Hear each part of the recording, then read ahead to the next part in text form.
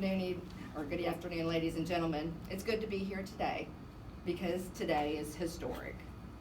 Today we have gathered together to celebrate the reclassification of 911 telecommunicators as first responders. Why is that significant? Why is that so important? Well, in order to answer those questions, you must first understand what a 911 telecommunicator is. Many of you have heard the cliche quotes, the thin gold line, the protector of the three, the guardian of the three, headset heroes, etc. However, what is it that makes this job so unique? What is it that makes these people so passionate about what they do? Why do they feel it is as much a calling as it is a profession? I started my career in 1983 at Hood County Sheriff's Office in Granbury, Texas. I was 17 years old. Don't do the math. Okay? I knew very little about the job and had no idea it would eventually become my life's work. In 1983, there was no 911 in our county. When someone called for help, they had to talk to the police department or fire department telephone numbers directly. We had to keep those phone numbers posted on the refrigerator next to the telephones, which were still connected to the wall. People used to call those numbers. Our home addresses were also posted so that children and babysitters could find them in the event of an emergency. As a child, my two favorite TV shows were Adam 12 and Emergency. Like many in my generation, Gage and DeSoto and Officers Malloy and Reed were my heroes. They were helping people and saving lives. I gave no thought to the voice in the background that sent those heroes on their missions. The calm professional voice that gave the call details, that relayed the updates, that gave the warnings or sent out additional help if they needed it. The voice with no face, the voice with no name, the voice of no importance, so it seemed. No one wanted to be that voice. After all, they were just a dispatcher. Little did I know then that I would become that voice, and it is so much more. Many things have changed in emergency services since 1983. Our phones are mobile and no longer attached to the wall. Landlines and payphones have become obsolete. We Google and text as much as we call or speak face-to-face. We have the national 911 number system, and nearly everyone in the United States knows that when there is an emergency, they should call 911. We have enhanced 911 and next-gen systems to help us locate those who call for help. We can even text to 911. What has remained the same, working nights, weekends, holidays, rotating shifts, 16-hour shifts with short turnarounds, high stress, employee turnover, and work overload. The 911 telecommunicator is the first contact in an emergency.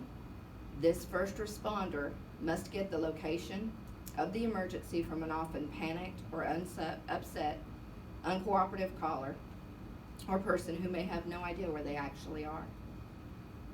They must pull information out of the injured or uncooperative callers and remain alert to any background noise that may indicate there is more to the emergency or the situation than the caller is saying.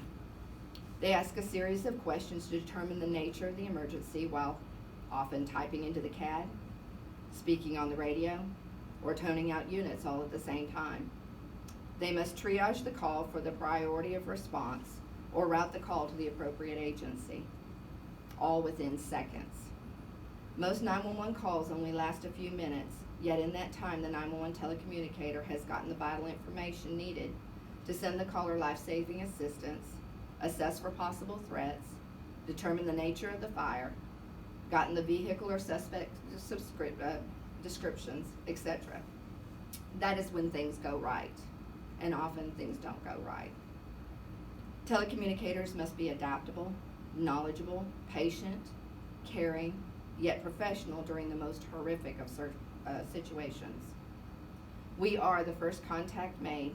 We are the lifeline for the public as well as for those we work with. On the phone or on the radio, telecommunicators are there, trying to locate callers who cannot or will not give their location, while listening to the depressed teenager threatening to commit suicide, while giving CPR instructions to the panicked mother of a choking child, while keeping an injured accident victim awake until the medics arrive, while whispering to the terrified woman hiding in the closet from an intruder, while sending aid to the wounded officer begging for help. Our ears must see what our eyes cannot, and it is not easy.